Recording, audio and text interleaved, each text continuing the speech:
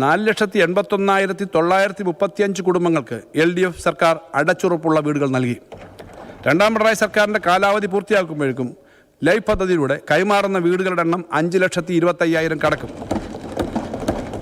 Sir, കടൽക്ഷോഭ ഭീഷണി അനുഭവിക്കുന്ന പ്രദേശങ്ങളിലെ മത്സ്യത്തൊഴിലാളി കുടുംബങ്ങളെ സുരക്ഷിത പാർപ്പിടങ്ങൾ നിർമ്മിച്ച് മാറ്റിപ്പാർപ്പിക്കുന്ന പുനർഗേഹം പദ്ധതിയിലൂടെ സർക്കാർ നിർമ്മിച്ചു നൽകിയത് 3408 ഭവനങ്ങളാണ്.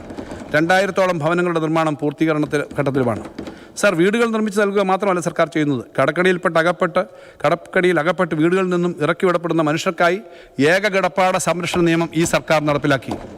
സർ, ഈ സർക്കാർ ചുമതലയേറ്റതിനു ശേഷം ആദ്യത്തെ മന്ത്രിസഭാ യോഗത്തിലെടുത്ത തീരുമാനം സംസ്ഥാനത്ത് നമ്മുടെ ഭരണ സംവിധാനങ്ങളുടെ പോലും കണ്ണിൽപ്പെടാതെ ജീവിക്കുന്ന അതിദരിദ്രരായ മനുഷ്യരുടെ ജീവിതാവസ്ഥയെ മെച്ചപ്പെടുത്താം എന്നതായിരുന്നു. അതിനായി ദാരിദ്ര്യ നിർമ്മാർജ്ജന പദ്ധതി നാം നടപ്പിലാക്കി.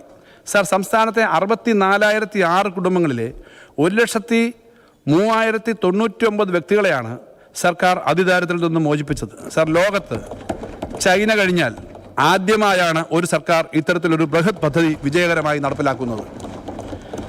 സർ, കാരുണ്യ ആരോഗ്യ സുരക്ഷാ പദ്ധതിയിലൂടെ 42.1 ലക്ഷം കുടുംബങ്ങളിലെ 1.5 കോടിയോളം പേർക്ക് പ്രതിവർഷം 5 ലക്ഷം രൂപ വരെ സൗജന്യ ചികിത്സ നൽകാൻ ഈ സർക്കാർ ചെലവഴിച്ചത് 4,236.22 കോടിയാണ്.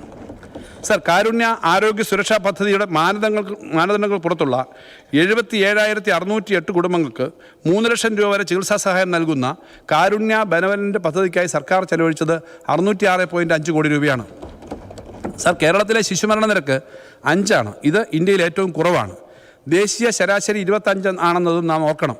അമേരിക്കയേക്കാൾ കുറഞ്ഞ ശിശുമരണ നിരക്കാണ് നമ്മുടെ നാടിനുള്ളത് എന്ന അഭിമാനത്തോടെ പറയട്ടെ. കുറഞ്ഞ മാതൃമരണ നിരക്കിലും ഉയർന്ന മറ്റ് ആരോഗ്യ സൂചകങ്ങളിലും കേരളം രാജ്യത്ത് ബഹുദൂരം മുന്നിലാണ്. സർക്കാർ മേഖലയിൽ ആദ്യമായി റോബോട്ടിക് സർജറിയും പീഡിയാട്രിക് റോബോട്ടിക് സർജറിയും ആദ്യമായി നടത്തിയതും കേരളത്തിലാണ്. സർ, സർക്കാർ ആശുപത്രികളിൽ കരൾ മാറ്റിവെക്കൽ ശസ്ത്രക്രിയ യാഥാർത്ഥ്യമാക്കുന്നത് കേരളത്തിലാണ്. ഇത് നമുക്ക് എല്ലാവർക്കും ഒരുപോലെ അഭിമാനിക്കാവുന്ന കാര്യമാണ്. സർ.